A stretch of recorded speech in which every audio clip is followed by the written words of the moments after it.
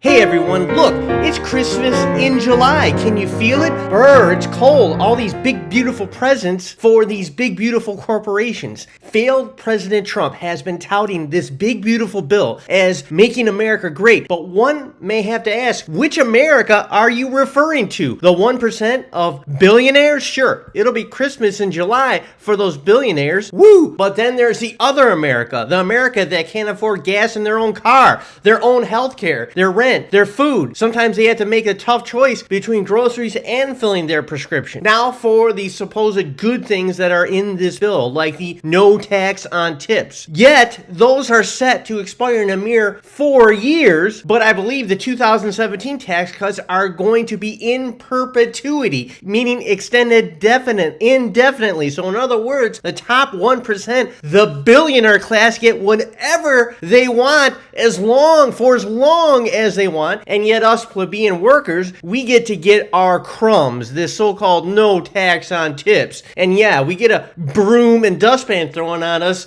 and yeah, we can gather up the dust. But if it was just the tax cuts, right? If it was just the chart that that showed the Americans what they would be paying before and after the 2017 tax cuts expired, yes, I understand that. The supply side stuff / nonsense has been taught to us in ad nauseum in colleges, universities, history classes is what a great job this Reaganomics, this voodoo economics has done for this. So yeah, this magical trickling down where corporations are so benevolent, they're going to create all these jobs. Well, guess what? I hope you know that AI is basically going to be reducing those jobs in, well, if you're in supply chain, networking like Cisco and whatnot, engineering, electrical engineering, chemical engineering, biological engineering, even in the areas such as recruiting and things like that. So if it was just about the ridiculous tax cuts to the top 1%, that'll be fine. But what about all the other crap in there as well? Things like cuts to Medicare, cuts to SNAP, cuts to camp. So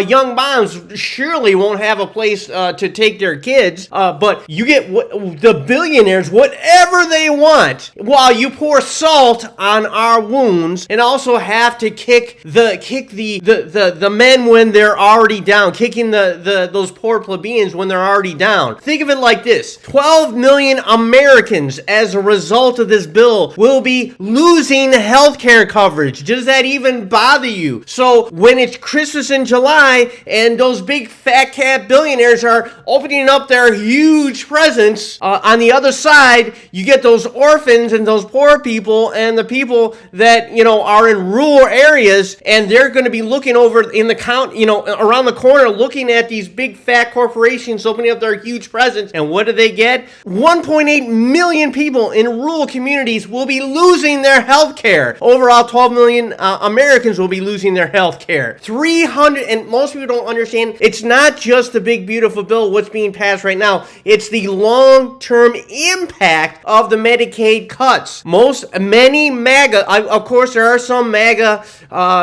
people in big cities, but you even have to admit that the majority of MAGA are in rural areas, right? Well, guess what? The largest portion of people on Medicaid are poor white people, and 380 rural hospitals that rely on getting paid by Medicaid are at risk of closure. Okay, do you understand the words that are coming out of my mouth? You MAGA people that voted for Trump that live in rural areas will very soon, within the next 2 or 3 years, not have anywhere to go when you get injured operating your tractor, okay?